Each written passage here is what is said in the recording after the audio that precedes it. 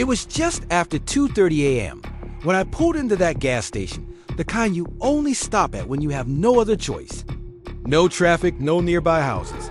Just a single convenience store glowing under buzzing fluorescent lights, surrounded by darkness on all sides. I remember thinking how quiet it was. Too quiet, like the world had muted itself. As I stepped out of my car, the air felt heavy, almost stale. And that's when I noticed something that made my stomach tighten. The store door was open, wide open, even though the neon sign said open, like it always did. No music playing, no voices inside, nothing. Just silence. I hesitated for a second, and I swear in that moment, I had this strange feeling that if I went inside, something would change forever. But I needed gas, and I needed coffee to stay awake, so I went in anyway. The bell above the door didn't ring when I entered, which was odd. Every convenience store I'd ever been to had that bell. The lights were on, but they flickered slightly, like they were struggling to stay alive. Shelves were stocked, the coffee machine hummed quietly, and the smell of burnt coffee hung in the air. "Hello?" I called out, expecting the clerk to appear from the back room. No answer. I walked a little further inside, my footsteps sounding way too loud against the tile floor. That's when I noticed the security monitor behind the counter. It was on, showing different camera angles of the store and the gas pumps outside, but something was wrong. On one of the screens, I could see myself standing near the counter, but I wasn't moving the way I should have been. The version of me on the screen was standing completely still, staring straight into the camera. I turned around instinctively, expecting someone to be behind me, but the store was empty. When I looked back at the monitor, the screen went to static. My heart started pounding, and I told myself I was just tired, that my brain was messing with me. I grabbed the coffee cup, filled it halfway, and walked to the counter. That's when I heard a sound from the back of the store. Slow footsteps, heavy, deliberate. I cleared my throat and said, "Hey, just getting gas and coffee." The footsteps stopped. Then a man stepped out from the shadows. He was tall, wearing a stained uniform, his name tag scratched so badly I couldn't read it. His eyes were wide, almost glassy, and he smiled, but it didn't reach his eyes. "Night shift?" he said slowly, his voice low and rough. "Quiet tonight." "Yeah," I replied, trying to sound normal. "Guess so." He stared at me for a little too long, then glanced at the door and then back at me.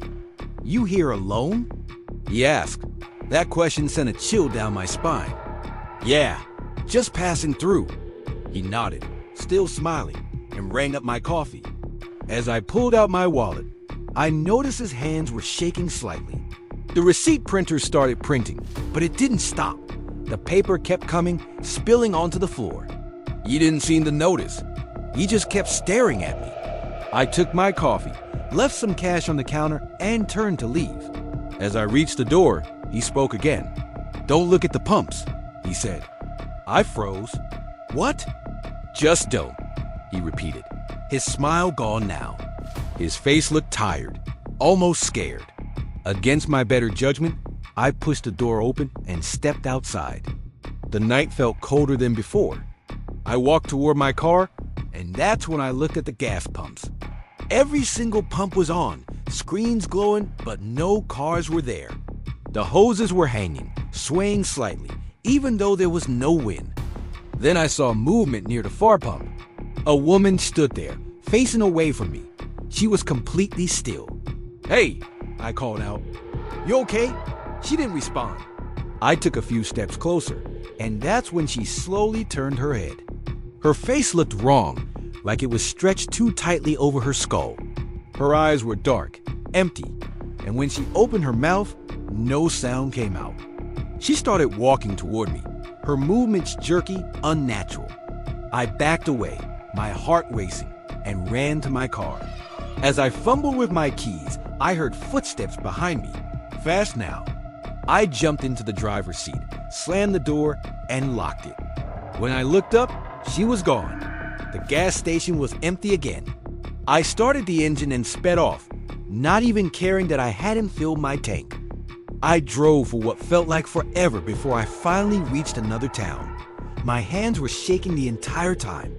I told myself it was just stress, just exhaustion. I didn't stop driving until the sun started coming up. I never told anyone about what happened, not even my closest friends. I tried to forget it. Weeks later, curiosity got the better of me. I searched for that gas station online. I found an old news article. It said the store had burned down years ago after a late-night fire. The clerk and several customers were trapped inside. None of them survived. The article mentioned strange reports from drivers who claimed the gas station still appeared late at night, unchanged, like it was stuck in time. I stared at the screen, my chest tight. The date of the fire matched the date I had stopped there. That night, even now, whenever I drive late at night and see a lonely gas station glowing in the dark, I feel that same dread crawl up my spine. Sometimes I wonder if that clerk was warning me, or if I was never supposed to leave at all.